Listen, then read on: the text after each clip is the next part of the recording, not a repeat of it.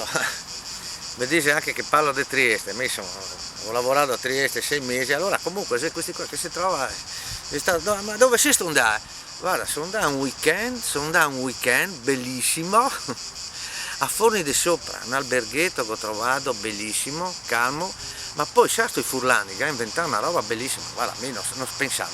Allora la sera mi faceva una lotteria, no? Te cenavi, dopo c'era una lotteria, ma non era mica premio monade, eh? Pensa che il primo premio te vincevi una nottata di sesso. Se te sei uomo te andavi con una donna, se te sei donna te andavi con un uomo. Ma che ho vinto ti? Io non ho vinto mai, ma mia moglie 3 sere di seguito che l'ha vinto quella culona, sa la lotteria, ostia!